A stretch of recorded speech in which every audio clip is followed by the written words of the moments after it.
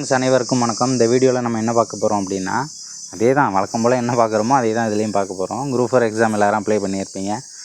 வழக்கம் போல் கொடுக்குற ஒரு இன்ட்ரோ தான், ஓகேவா? ஸோ இதில் வந்து என்ன ஸ்பெஷல் அப்படின்னா, ஓஎம்ஆர் நீங்கள் வந்து கண்டிப்பாக டெஸ்ட்டு வந்து நிறைய ப்ராக்டிஸ் பண்ணிட்டு தான் எக்ஸாமுக்கு போவீங்க. கண்டிப்பாக டெஸ்ட்டு வந்து போடாமல் போயிட்டு யாரும் பாஸ் பண்ணதாக இது வரைக்கும் சரித்திரம் கிடையாது.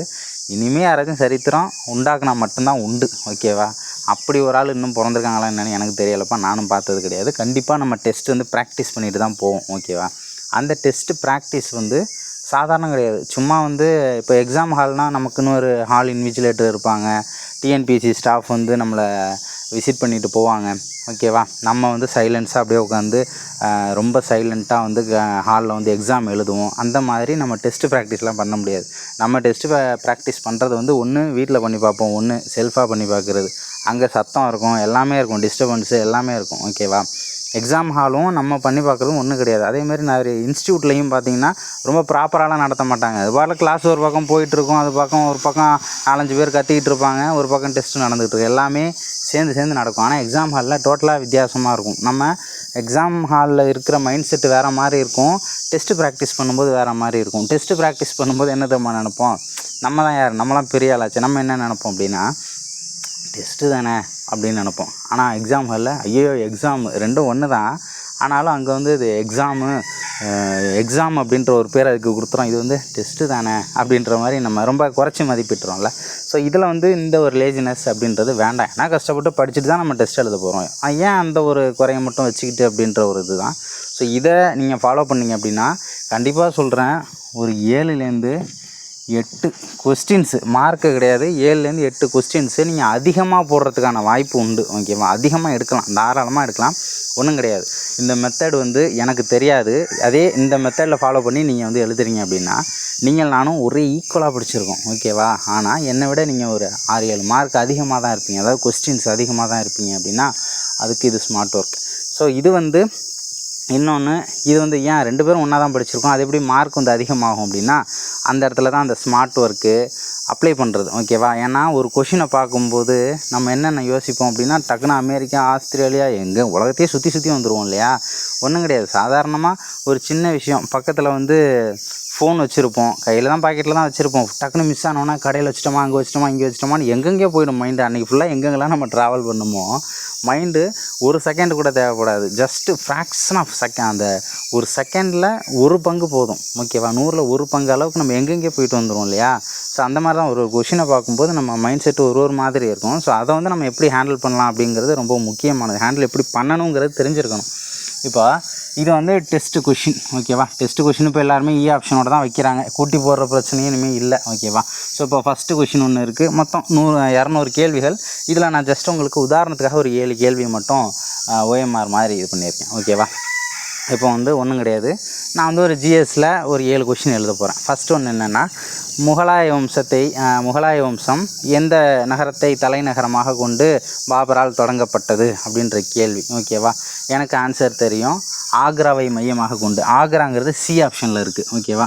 சி ஆப்ஷன் என்ன பண்ணணும் அப்படின்னா, ஃபஸ்ட்டு ஃபுல்லாக ஷேக் பண்ணுறதுக்கு நீங்கள் கற்றுக்கணும், ஓகேவா? ஃபுல்லாக கலர் அடிக்கிறதுக்கு கற்றுக்கணும்.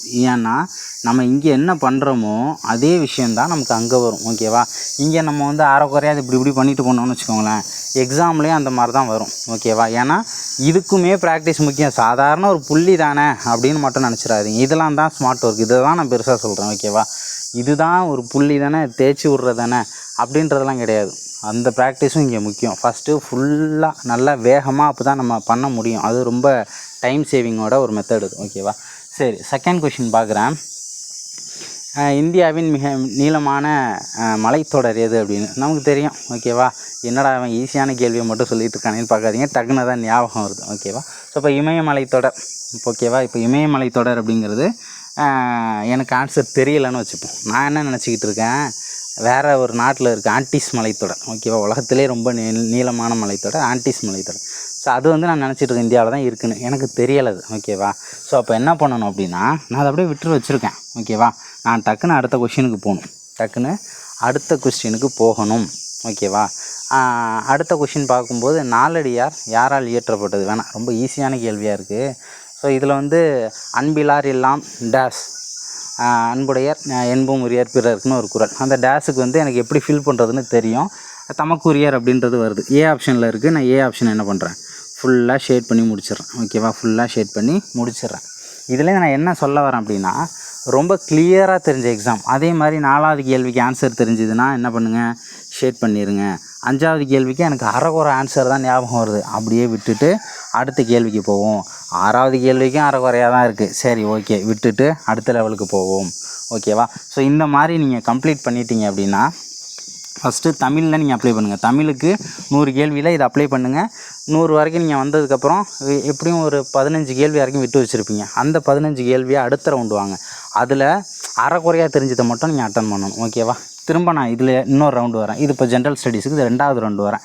இதில் நான் வந்து ஒரு 60 கேள்வி தான் நான் ஷேட் பண்ணியிருக்கேன். பேலன்ஸ் 40 கேள்வி எனக்கு பெண்டிங்லேயே இருக்குது. இன்னொரு ரவுண்டு வரேன். இன்னொரு ரவுண்டு வந்தோடனே எனக்கு வந்து ஆமாப்பா ஆண்டிஸ் மலைத்தொடர், இமயமலைத்தொடர் இங்கே தான் இருக்குது, ஆண்டிஸ் மலைத்தொடர் இங்கே கிடையாதுன்னு எனக்கு கன்ஃபார்மாக ஞாபகம் வந்துடும். எப்போயோ படித்தது அதுவே நம்ம படிக்கும்போது அந்த டேட்டா போய் மைண்டில் ஸ்டோர் ஆகி அதுவே யோசிக்க ஆரம்பிச்சிடும். நமக்கே தெரியாது கடல்லே இல்லையாங்கிற மாதிரி நமக்கே தெரியாது, அதுவே யோசிக்க ஆரம்பிச்சிடும். எனக்கு இப்போ ஆன்சர் ஞாபகம் வந்துருச்சு, இமயமலைத்தொடர் ஆப்ஷனில் வந்துருச்சு. ஆனால் பாருங்களேன், எனக்கு 5வது கேள்விக்கு இன்னும் ஆன்சரே ஞாபகம் இல்லை. சரி ஓகே விட்டுருவோம், 2வது ரவுண்டு விடுவோம். அடுத்த ரவுண்டு 6வது கேள்விக்கு போவோம். அரைக்குறையாக ஞாபகம் வந்தது தானே, கண்டிப்பாக அதுக்கு ஞாபகம் வந்திருக்கு ஆன்சர். ஸோ அதுக்கு என்ன பண்ணுவோம், நம்ம பி ஆப்ஷனில் போட்டுக்க வேண்டியதான். அதே மாதிரி 3வது ரவுண்டு வாங்க. இதெல்லாமே ரொம்ப லேட்டாக, என்னடா 3 ரவுண்டு எழுத சொல்கிறானே அப்படின்றதுலாம் கிடையாது. இதெல்லாம் ரொம்ப ஸ்பீடாக நடக்கும். என்ன பண்ண போகிறோம், நமக்கு தெரிஞ்சாலும் தெரிலனாலும் இப்போ ஃபஸ்ட் கொஸ்டினுக்கு எனக்கு ஆன்சர் நல்லா தெரியுது, ஷேட் பண்ணிட போகிறோம். 2வது கேள்விக்கும் தெரியுது, 3வது கேள்விக்கு தெரில. சரி எதையாவது ஒன்றத்தை போடுறோம் அப்படின்னா கண்டிப்பாக சும்மாலாம் போட்டுற மாட்டோம்ல, சும்மா ஒரு 15 செகண்ட் வரைக்கும் யோசிப்போம்ல. அந்த 15 செகண்டு கூட வேஸ்ட் பண்ண வேண்டாம். அது அந்தளவுக்கு இந்த ப்ராசஸ் வேகமாக தான் நடக்கும். அது டெஸ்ட் ப்ராக்டிஸ் பண்ணிங்கனாலே சூப்பராக இருக்கும். எக்ஸ்ட்ரா மார்க் வேணுன்னா நீங்கள் இதை பண்ணி தான் ஒன்று, வேறு வழி கிடையாது. ஓகேவா. ஏன்னா எல்லாருமே ஒரே தட்டில் நிற்பாங்கல்ல, ஒரே கோட்டில் நிற்பாங்க. நீங்கள் நானும் எல்லாம் ஒரே கோட்டில் நிற்போம். அப்போ உங்களையும் என்னையும் பிரித்து காட்டுறதுக்கும் டிஃப்ரென்ஸ் வேணும்ல, அதுதான் இந்த ஸ்மார்ட் ஒர்க். ஓகேவா. ஸோ அதே மாதிரி 3 ரவுண்டு ஓகேவா வந்துட்டிங்க அப்படின்னா 3வது ரவுண்டில் எப்படி இருக்கும், சுத்தமாக எனக்கு என்னென்னே தெரியாது. கண்டிப்பாக இதுக்குள்ளே டைம் ஓரளவு ஆகிருக்கும். ஓகேவா. எனக்கு சுத்தமாக எனக்கு ஆன்சரே தெரிலப்பா, நான் என்ன பண்ணுறது. ஸோ எதையாவது ஒரு ஆப்ஷன், ஓகேவா, பி ஆப்ஷனோ சி ஆப்ஷனோ ஏதாவது இதை போடலான்னு மனசு எதையாவது சொல்லும், அதை போட்டு வர வேண்டியதான், வேறு இதே கிடையாது. அதே மாதிரி தான் நீங்கள் தமிழுக்கும் அப்ளை பண்ணணும். ஸோ இந்த மாதிரி நீங்கள் எழுதுனீங்கன்னா உண்மையாகவே சொல்கிறேன் எக்ஸ்ட்ரா மார்க் அப்படின்றது வரும். இதை இன்னொன்று எக்ஸாமில் ப்ராக்டிஸ் பண்ணணுங்கிறதெல்லாம் சத்தியமாக சாத்தியம் ஆகாது. கண்டிப்பாக நம்ம 3வது கொஷினில் பண்ண வேண்டியதுக்கு 5வது கொஷின்லையும் 2வது கொஷின்லையும் தூக்கி பண்ணி விட்டு போயிடும். அதனால் டேரெக்டாக எக்ஸாமில் அப்ளை பண்ணணும்னு நினச்சிடாதீங்க, டெஸ்ட்டுலேயே அப்ளை பண்ணுங்கள். உண்மையாகவே டெஸ்ட்டில் நல்லா பண்ணிட்டீங்க அப்படின்னா, டெஸ்ட்டில் அப்ளை பண்ணியாச்சுன்னா அது எக்ஸாமில் கண்டிப்பாக ரொம்ப ஸ்பீடு ப்ராசஸ் தான், ரொம்ப டைம்லாம் எடுக்காது. 3 ரவுண்டு வரோன்னா நம்ம 3 கொஷின் 600 கொஷின் எழுத போகிறது கிடையாது. 100 கொஷினையே 3ஆக பிரித்து எழுத போகிறோம், அவ்வளோதான். அது இன்னும் 600 கொஷின் நம்ம ஒன்றும் எக்ஸ்ட்ரா நிறைய சோர்ஸ்லாம் வந்து எழுத போகிறது கிடையாது. நமக்கு கொஷின் அடிஷ்னல் ஆக போகிறது கிடையாது. ஓகேவா. ஸோ எப்போயோ படித்ததும் எங்கேயோ நம்ம ஸ்கூல் டைமில் படித்தது கூட மைண்டில் சில டேட்டா வந்து ஸ்டோர் ஆகிருக்கும்ல, அது சப்போஸ் எக்ஸாமில் கேட்டு அந்த செகண்டில் ஞாபகம் வராமல் தான் அந்த கொஷினை படிச்சுட்டு விட்டுட்டு ஒரு 5 நிமிஷம் கேப் விடுங்களேன், அதுவே எப்போயோ படித்தது அரைக்குறையாக வந்து நிற்கும். ஓகேவா. அப்படியே ஆன்சரை போட்டுட்டு நம்ம வந்துடலாம். சொல்லுவாங்கள்ல நிறைய பேர், என்னமோ தெரில ஃப்ளூக்கில் தான் போட்டேன் கரெக்ட் ஆகிடுச்சு. அது எப்படி ஃப்ளூக்கில் போட்டால் கரெக்ட் ஆகும், நான் தான் கேட்குறேன்.